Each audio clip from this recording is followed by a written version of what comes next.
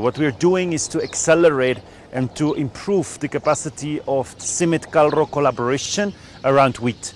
We have screening facilities where we can test our wheat varieties for the latest diseases, so farmers can receive wheat seed that is resistant to diseases. We also unveiled a cold room so that we can store those seeds, so that we can multiply those seeds. And we also unveiled a reservoir, a water reservoir, so that we can technify, so that we can actually have irrigation, drip irrigation for all our experimental plots. There's multiple challenges because of climate change, because of diseases accelerating, but also because of soil degradation. But today what I actually want to highlight is there's a lot of hope. The wheat that you can see in the back of me, that is the new wheat varieties that are going to go around the globe. I think the Kenyan population, the Kenyan people need to be very proud. You are one of the spots in the world where we test the wheat varieties for new diseases, and that testing together with KALRO is what makes it possible that we feed that world, because those seeds go everywhere, and that is what sits in our daily bread.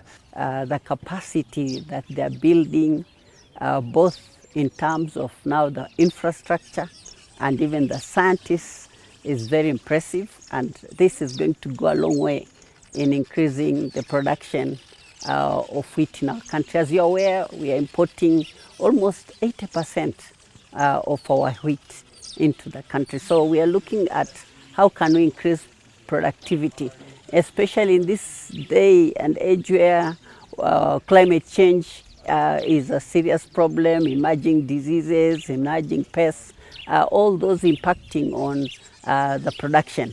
And so these facilities, as you have seen, are going to really help us increase our capacity, because as we refine and accelerate the variety development, accelerate even the identification of these diseases, having a foresight even on those pests and diseases, as we have seen. The phenotyping platform you observe behind me is a testament to that success.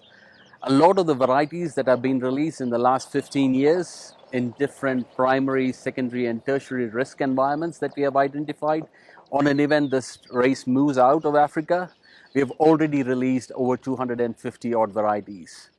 Now we are staying ahead of the game by releasing varieties even before the pathogen moves to cause devastating diseases.